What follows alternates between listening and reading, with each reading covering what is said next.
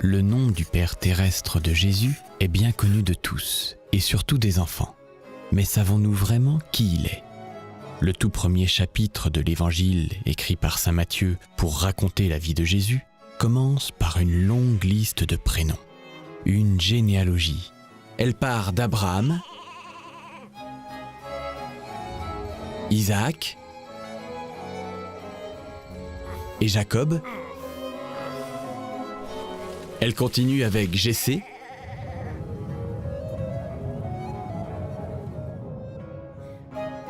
le roi David, Salomon et son fameux temple.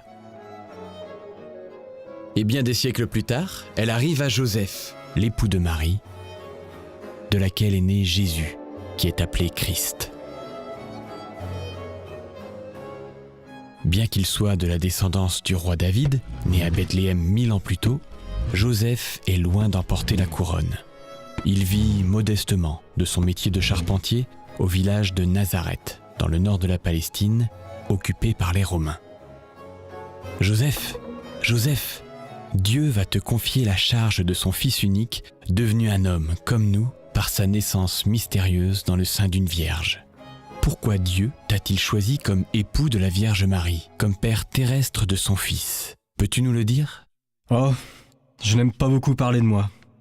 Seulement, lorsque Matthieu et Luc ont écrit leur évangile pour raconter la vie de Jésus, mon garçon, après sa mort et sa résurrection, ils se sont souvenus des secrets mystérieux que Dieu m'avait confiés, à moi, Joseph, qui venait de me fiancer avec Marie. Et pourquoi Dieu aurait-il confié ses secrets à ce charpentier de Nazareth prénommé Joseph ? La réponse ne se trouverait-elle pas dans son prénom ? Joseph, ce qui, dans la langue des Juifs, veut dire à la fois Dieu ajoute, Dieu fait grandir et Dieu rassemble. À moins que le secret de Joseph ne soit caché dans les 6 lettres qui forment son prénom. D'après saint Matthieu, Joseph était un homme juste, c'est-à-dire un homme qui ajuste sa vie à la volonté de Dieu, un homme qui agit avec justice en suivant la loi de Dieu. En apprenant que Marie était enceinte, Joseph, son fiancé, qui était un homme juste et qui ne voulait pas la dénoncer publiquement, décida de la renvoyer en secret. Parce qu'il est juste, Joseph est aussi obéissant. Obéir, cela veut dire tendre l'oreille avec foi, pour écouter la voix de Dieu et accueillir sa volonté. En apparaissant en songe à Joseph, l'ange Gabriel lui demande d'accueillir Marie dans sa maison. « Joseph, fils de David, ne crains pas de prendre chez toi Marie, ton épouse, puisque l'enfant qui est engendré en elle vient de l'Esprit Saint. » Et sans dire un mot, avec foi, Joseph obéit. Joseph obéit. Mais comment connaître la volonté de Dieu ? Comment l'accomplir aussi ? Il faut écouter, comme Joseph, tendre l'oreille à Dieu, qui ne sait parler que dans le silence du cœur, dans le calme de la prière. Joseph, celui dont aucune parole ne nous est rapportée dans la Bible, travaille, élève Jésus et soutient Marie. Il aime, il croit, il espère. Tout cela dans le silence de la prière. Joseph ne parle pas beaucoup, mais il n'en travaille que plus. Voilà ce qu'il va transmettre à Jésus, le goût de travailler à l'œuvre de Dieu, non pas avec des mots, mais par des actes. Telle sera l'éducation de Jésus par saint Joseph. Cette éducation, Jésus l'a reçue en regardant son Père travailler, en imitant ses gestes de charpentier, en essayant de les reproduire avec patience, en s'appliquant au travail. Car Joseph, c'est avant tout le père de Jésus, non pas son père selon la chair, mais son père selon la loi.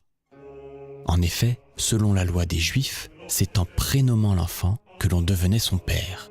En donnant au fils de Marie le prénom de Jésus, Joseph devient son père, c'est-à-dire son protecteur, le représentant de la force, de la sagesse et de la bénédiction de Dieu. C'est tout cela un père.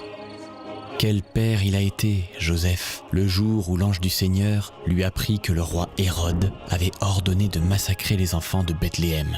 Il se réfugia alors avec sa famille en Égypte, la mettant à l'abri, la rassurant par son courage et sa bienveillance.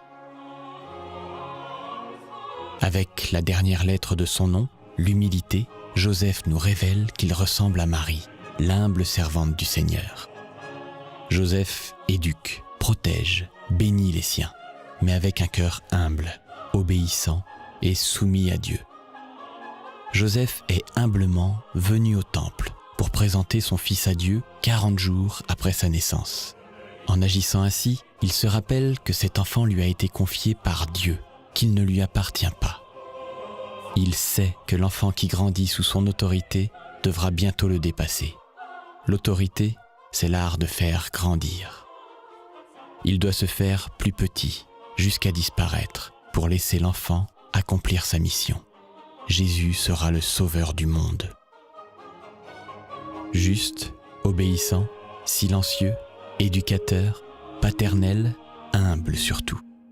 Voilà le secret de Joseph, l'époux de Marie, le père terrestre du Fils de Dieu. Père exemplaire et bienveillant au milieu de sa famille, époux fidèle démontrant son amour par son courage et son travail, Joseph, homme de foi, a accueilli dans le silence le projet fou de Dieu. Il a reconnu en Jésus le Fils unique du Père. Il a su le faire grandir. Il a su s'effacer. Ce que Joseph a accompli pour la Sainte Famille, il continue de le faire aujourd'hui pour ceux qui le prient, faisant ainsi grandir en eux les vertus qu'il a pratiquées.